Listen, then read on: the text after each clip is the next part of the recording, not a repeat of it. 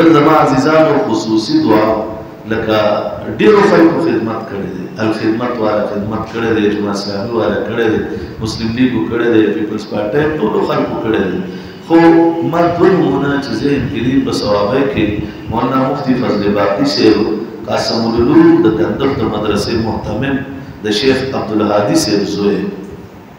شیخ صاحب چې کوم عبدالهادي صاحب چې د نور د رڼا په شان پکړه کېده هغه زوی په هغه علاقه چې کوم خدمت کړی دی او دې طلباو په زرګونو تعداد طلباو ورله رسېدلي دي او کوم خدمت تر اوسه روان دي خلکو سره کوم امداد وشو یا مفتی فضل غفور صاحب حفظه الله په بولیر دي چې کوم انداز خدمت کړی دی او څومره د خلکو ته ریلیف ورکړی دی سامانونه چې کوم ماشینات د ټیلرانو سوځېدلي وغیرې ټول ورله مفت کړي دي بجلی چاته مسله وه هغه مفت داسې هر یو شی خلکو ته پیسې رسول هر یو شی چې دی نو هغه یې خلکو له وکړو او صفایان یې ډېر ګران کار او هغه خټې درکول انتهایي ګران کار دی هغه خټې په طلباو په زرګونو طلبا زمونږ د مدارسو نه د هر ځای نه طلباو ځان رسولی دی خدمت یې کړی دی بعضې خلکو په میډیا ویوي چې ټول عمر یې د خلکو وظیفې دي طلباو خوړلي دي نو که خدمت یې وکړو نو څه چلو شي نو صرف تاسو ټول عمر د خلکو حرام هم د خلکو خوړلي دي ټول هم د خلکو والي دي که تا چېرته خیراتي روټۍ چې کوم سړی دا خبره کوي د به ژوند کې ټکه خیراتي نه وي ورکړي که د چا کور ته یو طالب علم تلي یو ډوډۍ غوښتي چېرته د یو مدرسې یا د جومات طالب علم نو د هغه کور خلکو ځان له د آخرت جوړولو لپاره به ډوډۍ ورکړي دي چړي دي طالب علم د چا د کوره په زور ډوډۍ نه ده وړې مونږ هم ډېره وظیفه خوړلې ده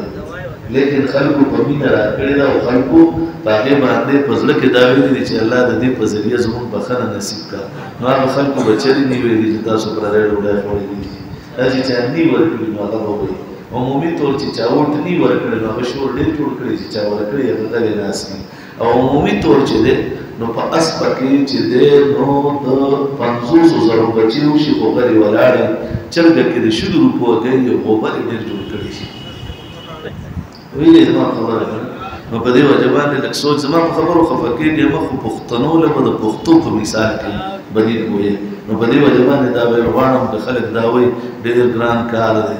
زه کپړې مې ګنده کېږي ته وایې کپړې مې ګنده کېږي ته وایې ډېر ګران کار دی صحابه مې وخېږي دا خدمت به څوک کوي ډوډۍ به خوړل غواړي په آرام کښېنم مونږ ځان ته پکې ولګو ایر کنډیشن هم ولګو ډډې مو والي دي هغوی په هغه سور نور کې او منډې په لارو کوڅو کې وایي خپه کې شیشې هم دننه کېږي غنې دننه کېږي خپه کې چې دی نو کاڼي دننه کېږي او هغوی دغه ټاپوړی نیولې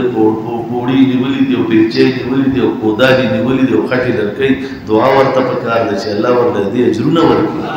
خلکو د کورونه صفا کړه دعا ورته وکړي چې الله د دې اجر ورکړي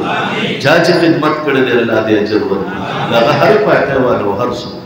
او رب کریم چا چې امداد کړی دی هغوی ته دعا وکړي چې الله اجر ورکړي چا چې امداد کړی دی هغوی ته دعا وکړي چې الله اجر ورکړي